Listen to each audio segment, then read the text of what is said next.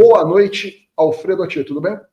Boa noite, Henrique. Boa noite, Miguel, né? E todo o pessoal que está nos acompanhando da Fórum. Boa noite, Alfredo. Maravilha. Então, vamos começar já assim, de Vamos lá. bate-pronto com essa aí? Eu, então, vou Vamos lá. pedir para aquilo que o desembargador me disse hoje em entrevista, para que ele diga aqui, inclusive, de uma forma mais detalhada, né, doutor?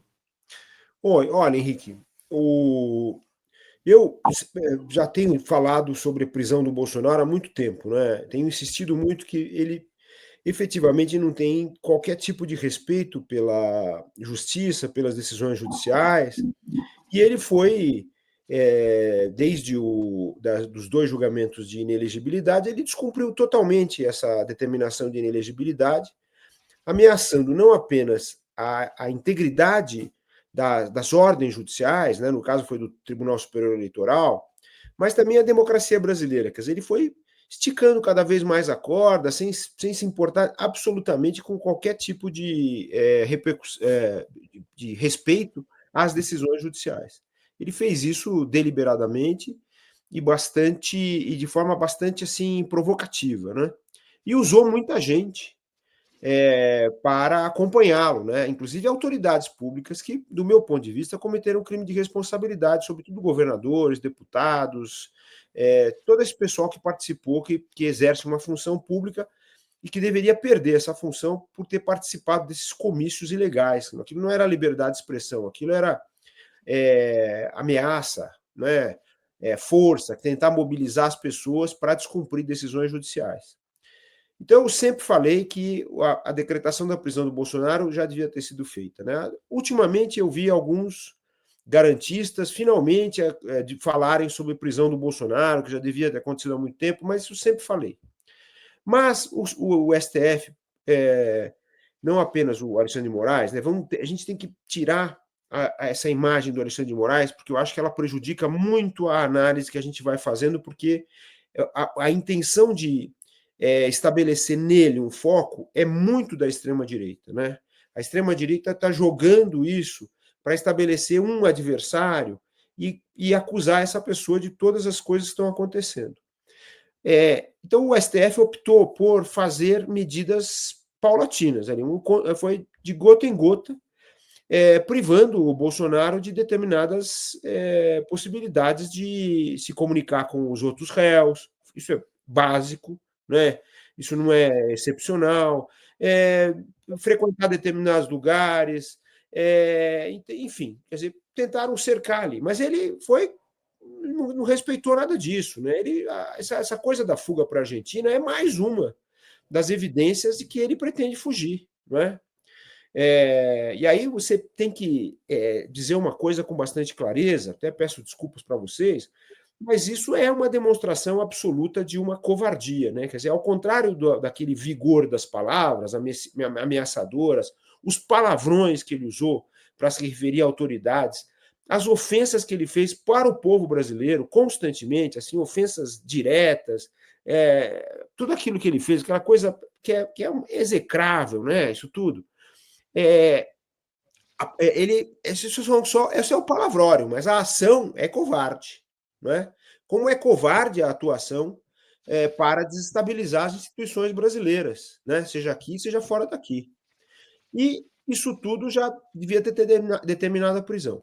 Mas se optou por essa tática que é, digamos assim, uma tática de política jurídica ou política judiciária, política do direito, de ir aos poucos ir cerceando essa liberdade, não é? E até que chegou a esse ponto que nós estamos hoje, que é a prisão domiciliar, que talvez assim já é uma restrição bastante grave, já é praticamente uma prisão com o benefício simplesmente do conforto da casa, né?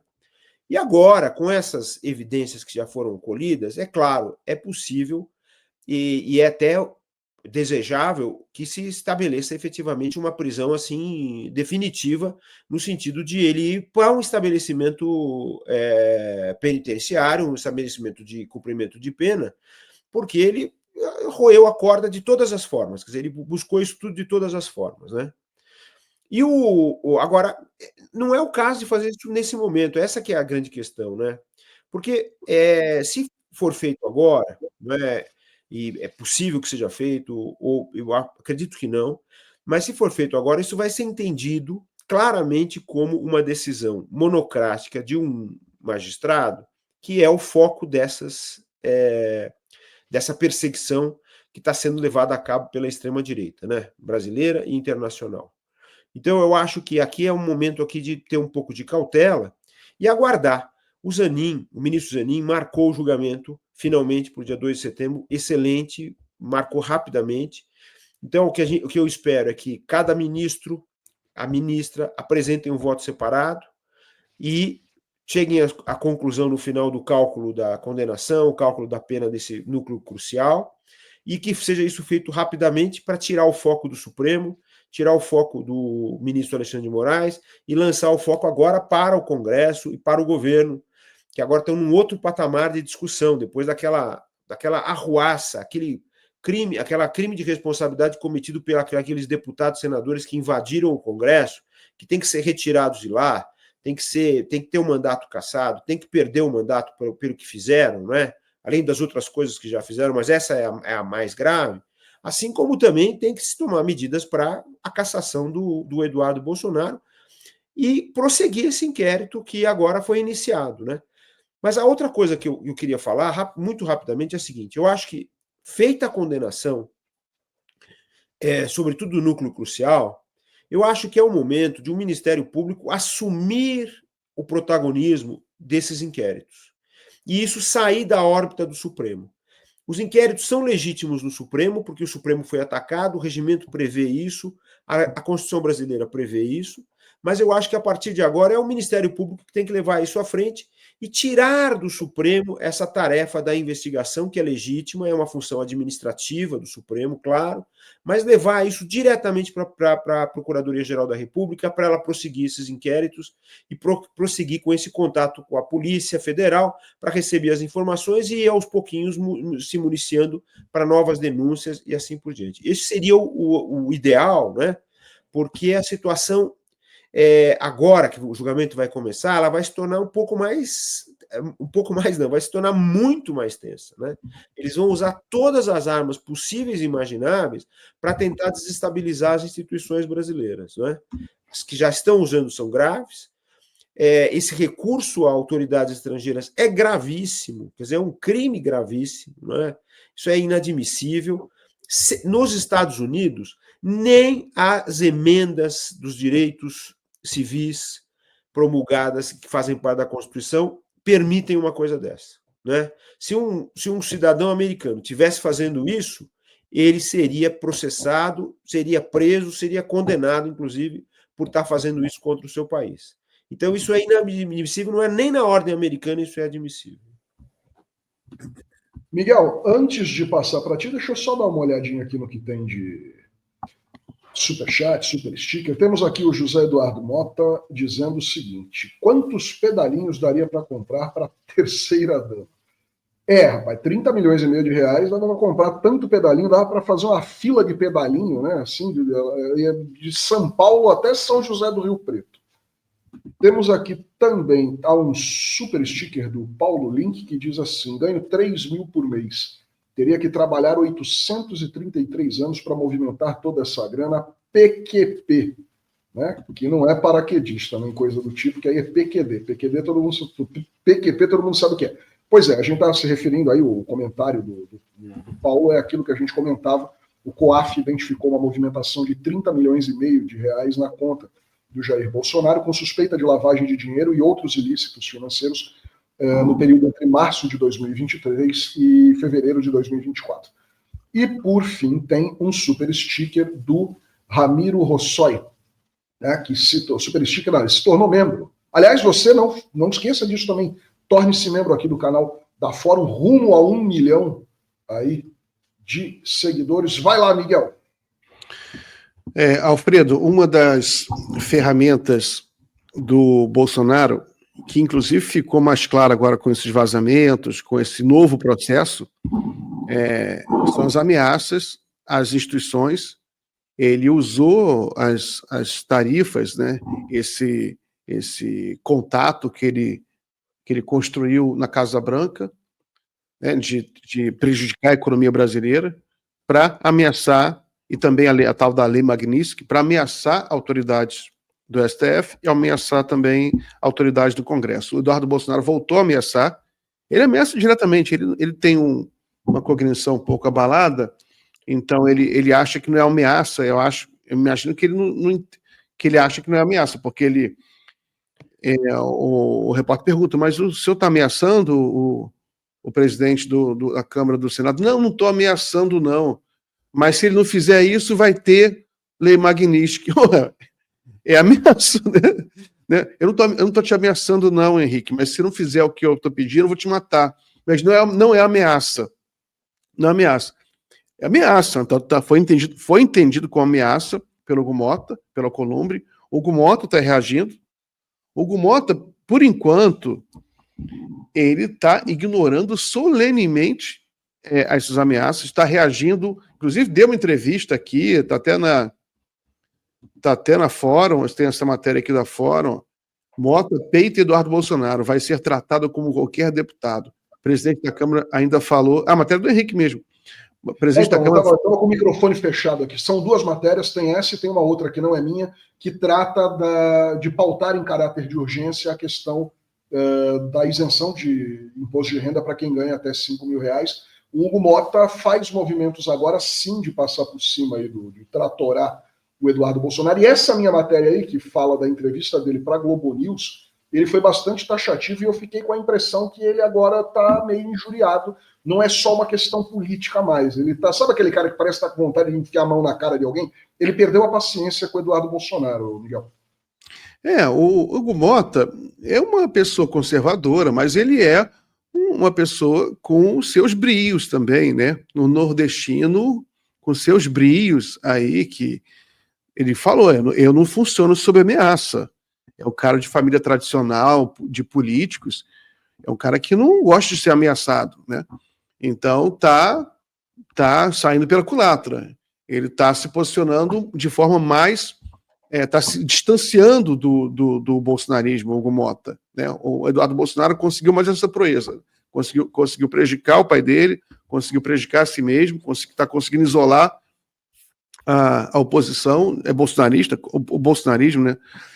E aprovou hoje, né? Hoje, esses últimos 2 dias, ele aprovou um projeto sobre proteção de crianças em ambientes digitais. É um projeto que regulamenta as redes sociais, é um projeto em que os bolsonaristas são contra. Na entrevista de hoje, o Eduardo Bolsonaro veio falar, não, o Trump não vai gostar disso, não. Ele fala nesses termos. Né? Ou seja, ele acha que a gente tem que obedecer o Trump em tudo. Né? O Trump não vai gostar, eles estão fazendo isso porque o Trump cita na carta, aquela cartinha infame que ele publicou no seu próprio site, né? Dizendo que o Brasil está pensando em fazer regulamentação nas suas redes sociais e que ele é contra aquilo, usou como uma das justificativas para o tarifaço, que é uma coisa infame, né? O mundo inteiro tem regulamentação, né? Enfim, está saindo pela culatra, então, né, Tia? As instituições estão resistindo bem. Como é que você está vendo isso? Eu acho que sim, eu acho que a reação, começou com a presidência da República, que teve uma reação bastante inteligente, bastante sóbria, e passou a fazer funcionar aquilo que são os mecanismos diplomáticos, né? Isso é uma coisa básica no direito internacional. Colocou o Geraldo Alckmin, o vice-presidente, para coordenar essas atuações e iniciou, então, um processo muito claro, muito transparente, chamando os empresários participaram, foram falar com os empresários norte-americanos e assim por diante. Quer dizer, houve uma coordenação bem inteligente, sem qualquer tipo de demonstração de uma resposta ríspida, inadequada, uma resposta que até o direito internacional permite, né, que é a questão da reciprocidade. Mas o Brasil foi muito inteligente nesse aspecto, porque ele percebeu, aí, do ponto de vista da presidência, eu acho que é bem importante, que os Estados Unidos é uma coisa e o momento em que ele está vivendo sob um determinado governo é totalmente diferente. Então isso é bem importante, todos nós temos que ter consciência disso.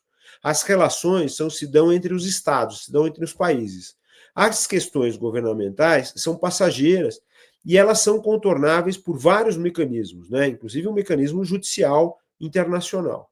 Então, percebeu isso. Em seguida, o Supremo se manteve absolutamente firme, não é? Mostrando para o mundo, e isso é bem importante, que no Brasil um poder não se intromete no outro. Não é? É impossível o presidente da República dizer para o Supremo o que vai fazer ou deixar de fazer. Isso seria até um crime de responsabilidade. Está lá na Constituição, está na lei relativa aos crimes de responsabilidade. Muito bem, o Supremo então se manteve firme. O Congresso estava, digamos assim, numa situação, e ainda está, de certa forma, de antagonismo, no sentido de se fortalecer numa busca que é inadequada dentro do regime brasileiro.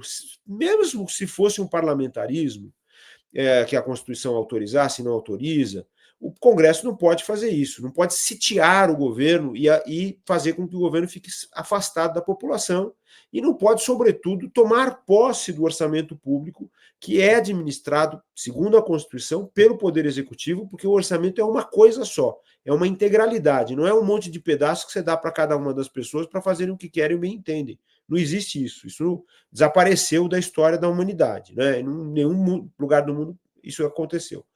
Com essa atitude altamente criminosa do bolsonarismo, então o Congresso agora acordou, e, sobretudo, é de elogiar a postura de presidente da Câmara, do Hugo Mota, a postura de presidente do Senado, de Alcolumbre.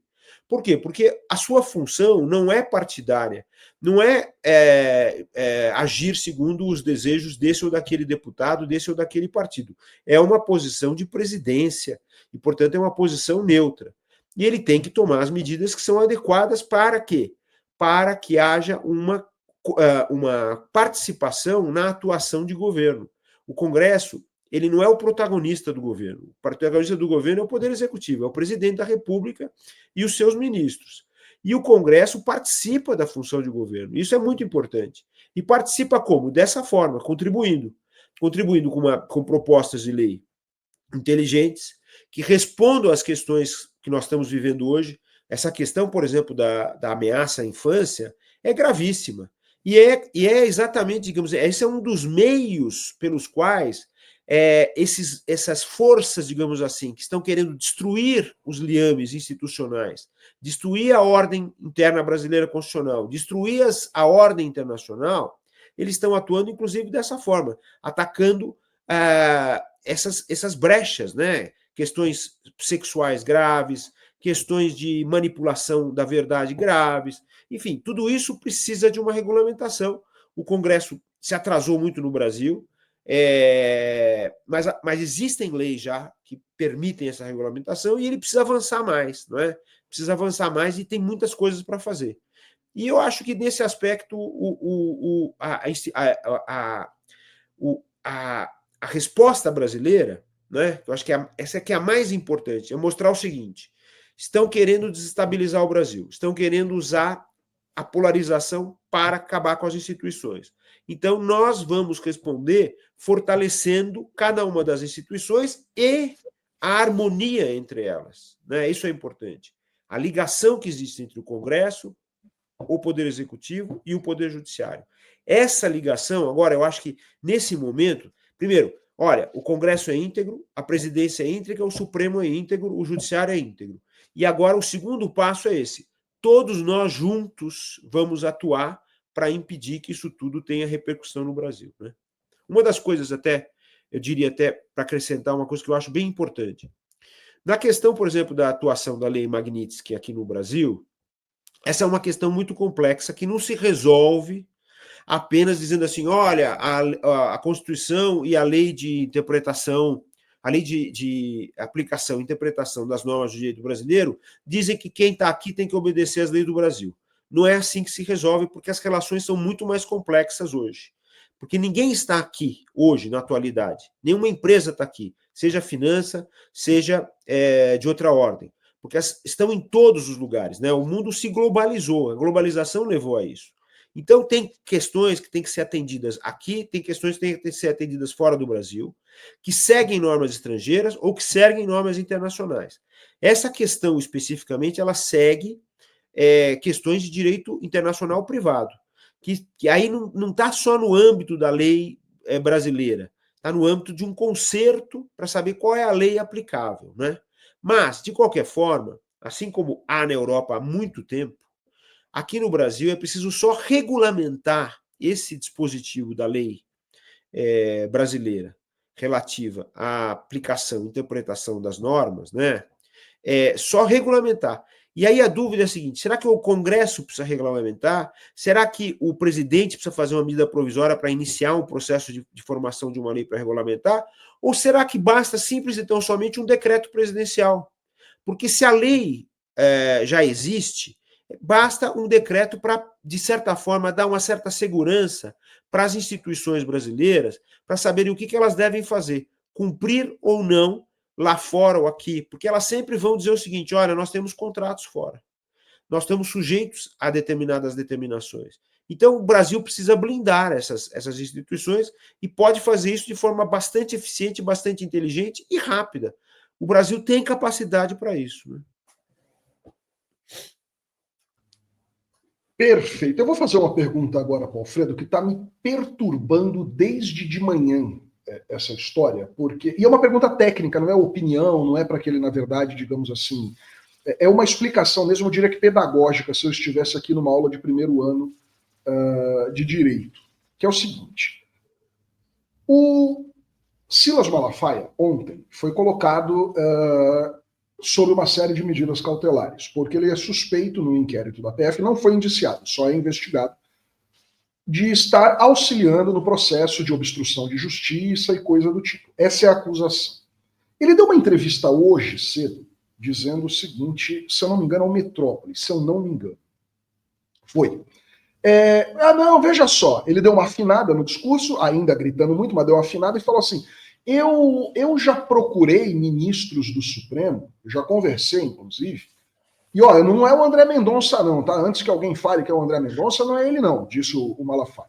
E eu conversei aí com esses ministros e um deles até me falou assim: não, realmente, isso aí é um absurdo, a gente está caminhando para uma ditadura e tem que botar, tem que acertar isso aí. E sabe como é que é, né? Eu fui falar com ele, que é justamente para a gente poder aí ajustar as coisas e colocar tudo aí direitinho e ficar bom para todo mundo. Veja só, Alfredo, de verdade, é uma dúvida que eu tenho, eu não consegui sanar essa dúvida. Ele está, como investigado, suspeito de obstrução de justiça. Não interessa se ele vai procurar a mim, Henrique, um réis jornalista, ou um ministro da Suprema Corte.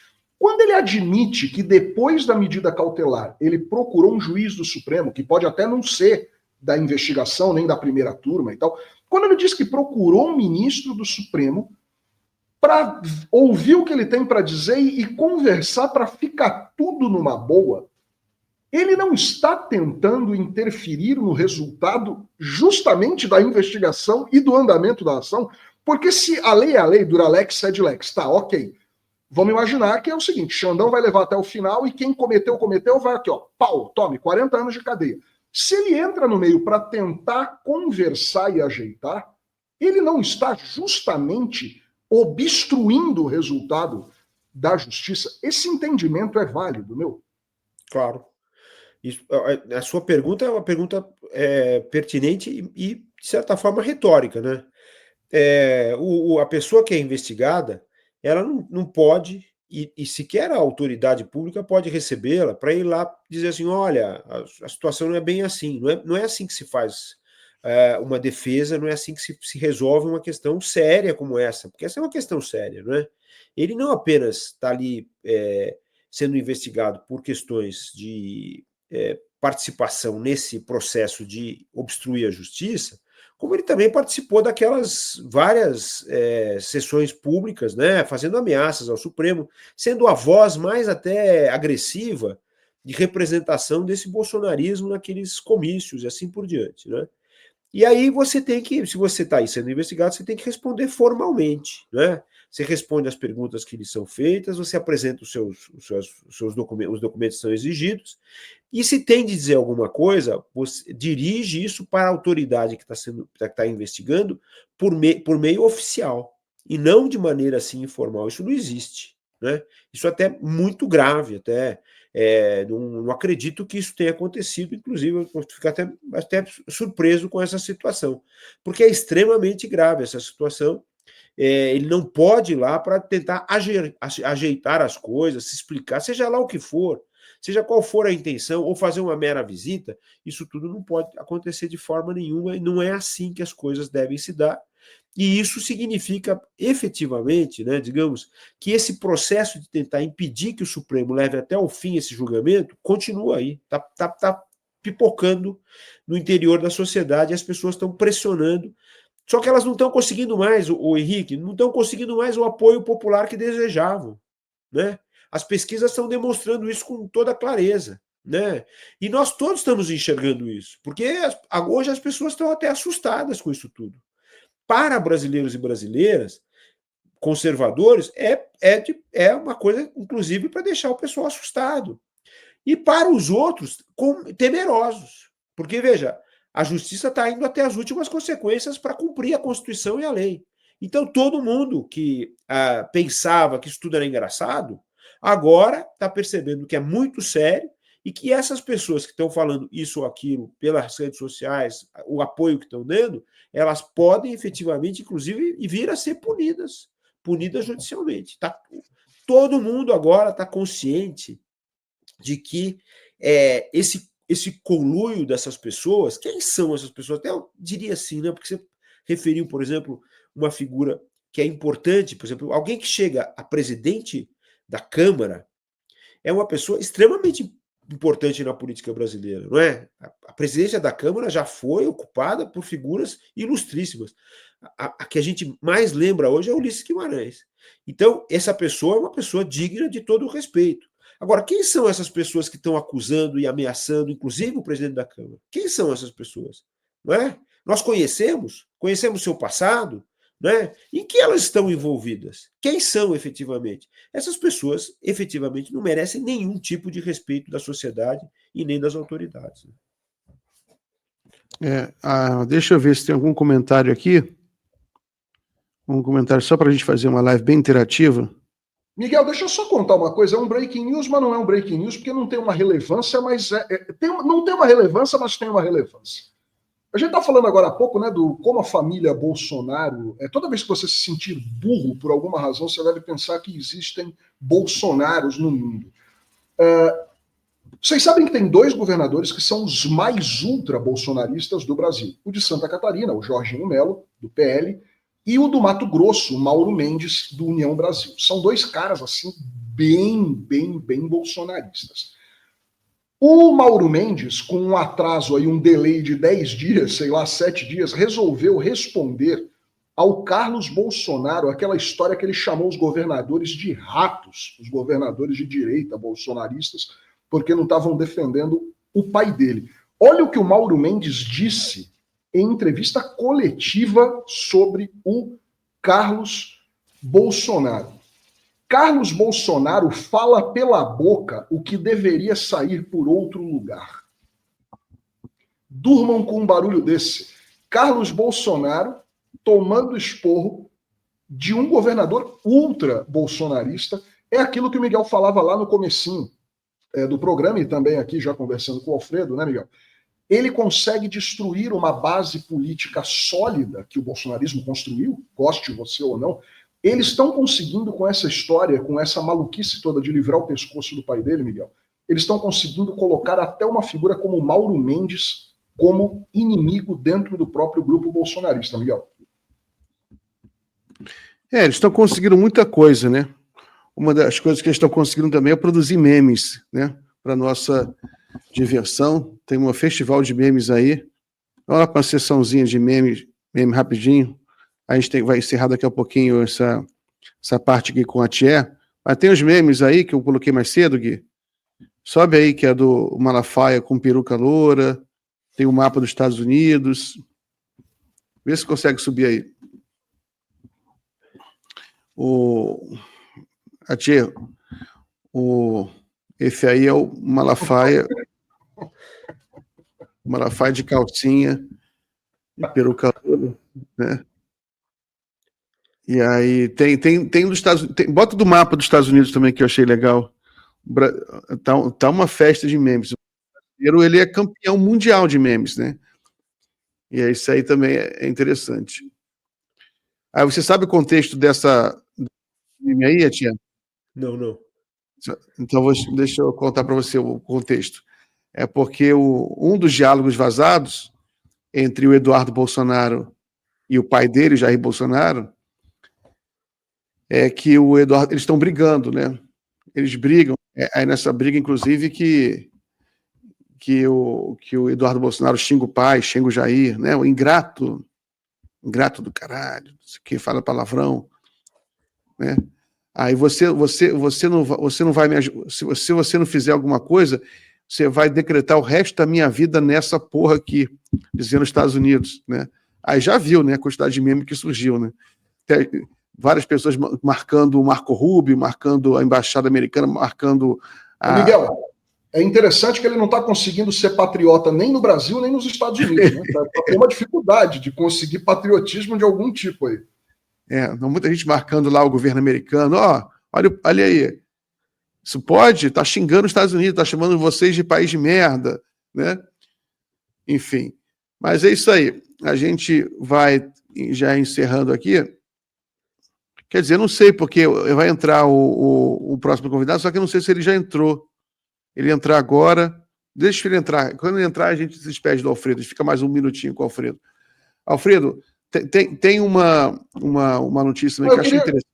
Desculpa. Pode falar. Não, é que eu tinha uma pergunta que eu sabia que não ia caber, mas se eu puder emendar essa pergunta. Não, deixa eu só trazer a notícia, aí você faz a pergunta, que é uma notícia boa, né? Coloca aí, a Câmara aprova urgência para a proposta que isenta de imposto de renda os salários de até 5 mil. O Henrique tinha mencionado, só que eu queria colocar na tela o print da notícia, né, para fazer o registro da imagem. Coloca aí na tela, por favor. E porque acho que isso aí, Alfredo, é uma das melhores respostas também para esse extremismo por parte do Legislativo. A gente está trabalhando. Enquanto vocês estão aí nessa palhaçada, querendo cavar tarifa, sanção, lei Magnitsky, tem gente que trabalha, né? Tem gente que trabalha para melhorar a vida dos brasileiros, né? Tem até, eu acho, nesse momento eu lembro da frase do "E pure se mueve", né? Então, aí a Câmara está trabalhando, né? O que você acha? Pode fazer pergunta aí, Henrique. Não, era o seguinte, eu vi uma coisa hoje, está aparecendo isso aqui, está muito. Eu acho que o Alfredo ele certamente dá aula na universidade, ou já deu alguma coisa do tipo, e ele deve estar acostumado com perguntas de primeiro ano. Eu fiquei também encafifado com uma coisa que eu vi hoje e não consegui entender. O tal do Zé Trovão, aquela figura patética, aquele coliforme fecal da extrema-direita brasileira que usa aquele chapelão de cowboy lá e tal, deputado, ele subiu no púlpito da Câmara ontem, no fim da noite, e num discurso gritou assim: Alexandre de Moraes, não vai ficar assim não, eu vou acabar com a tua vida. Aí, na hora que ele falou isso, o tempo fechou em todos os jornais, saiu em tudo quanto foi canto, era madrugada saindo, de manhã cedo, foi todo mundo para cima, porque o Daniel Silveira, por algo muito grave, mas ele não ia acabar com a vida do Fachin, ele só falou que ia dar umas porradas nele e tal, ele fica preso há 5 anos já. Só que é o seguinte, o pessoal, a maior parte da imprensa não retratou um lance que aconteceu, que foi o seguinte, a cena.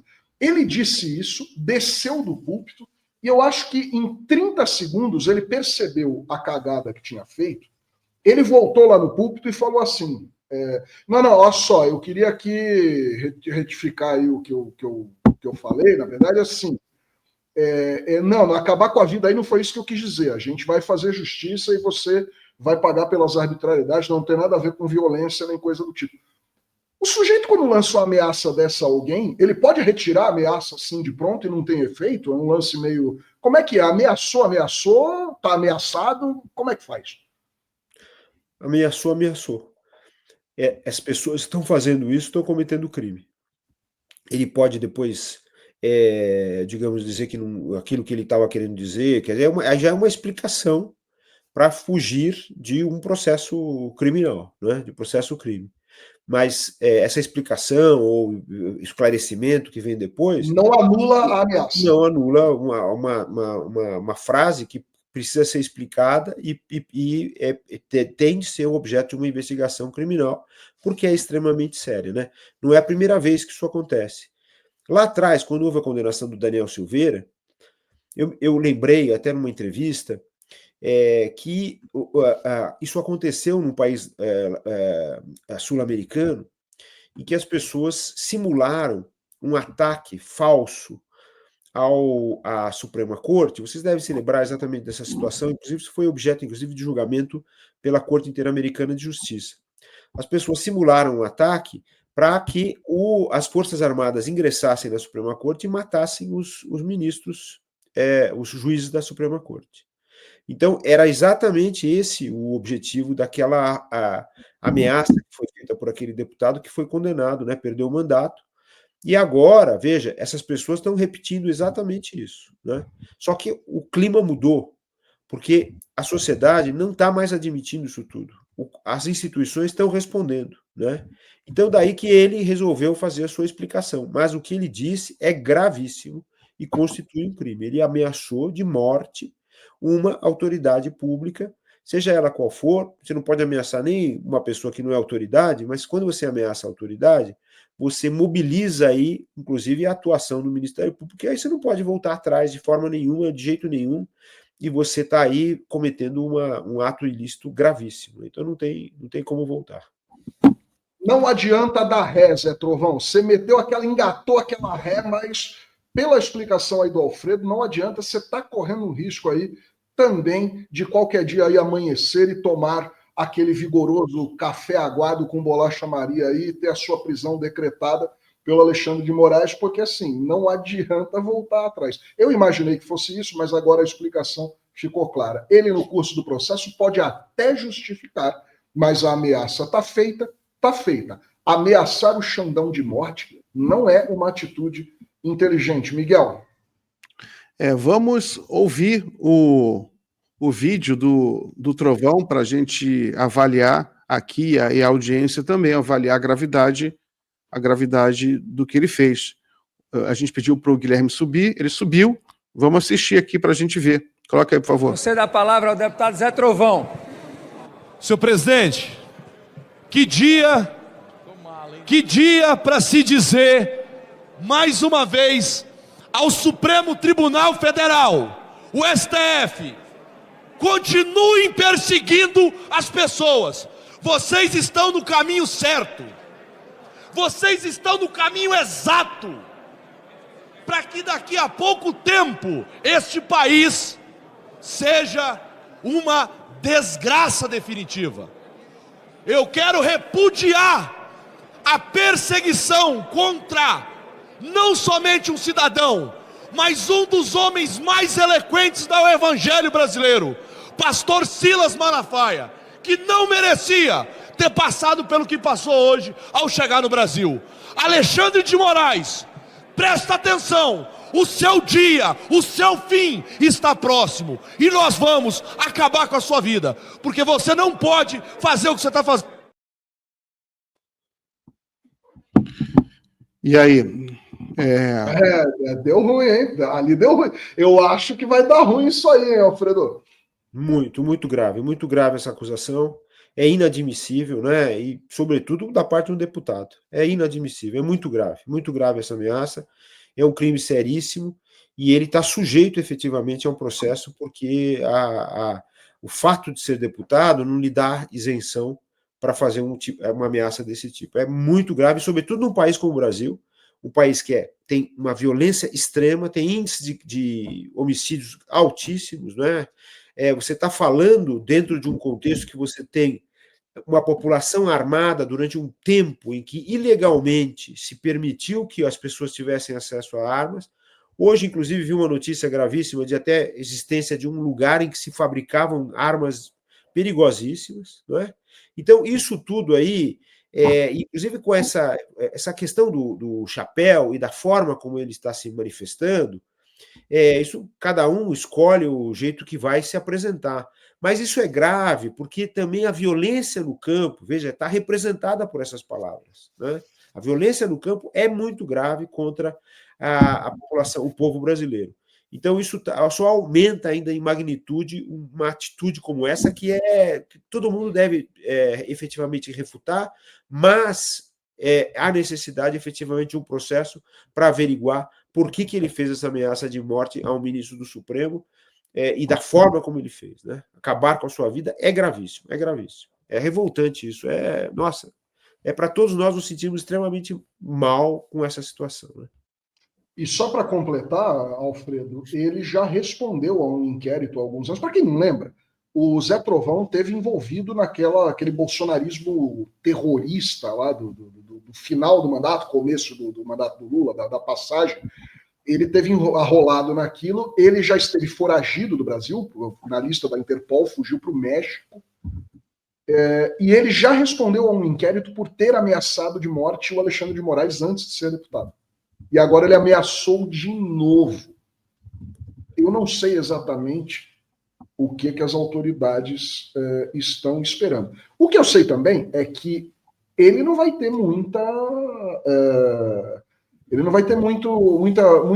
sensibilidade da parte do... Ele não vai encontrar sensibilidade da parte do Hugo Mota, porque naquele motim da Câmara lá, ele foi o sujeito que... Você sobe pela escadinha lateral da mesa da presidência, ele foi aquele sujeito flagrado com som e imagem, botando o pé, ele é grandão, tem quase 2 metros de altura, ele botou o pé de um lado da escada para o outro, fechando a passagem, impedindo a passagem do Hugo Mota, ainda olhou para o Sóstenes Cavalcante e falou assim, e aí, deixa esse cara passar ou não? E o Hugo Mota colocou esse sujeito como o principal deles a ser punido daqueles 14 que foram parar no Conselho de Ética. Então, assim, imagine você que se ele tomar uma canetada, uma prisão, como aconteceu, que a gente sabe que foi ruidosa, aquela do Daniel Silveira, causou muito problema, o parlamento teve depois que confirmar, porque a lei prevê isso, a Constituição foi uma encrenca. Se ele tomar uma canetada daquela, ele não vai ter ajuda do Hugo Mota, porque o Hugo Mota está querendo ver ele no sal já faz tempo, desde aquele episódio do motim, há 20 dias atrás.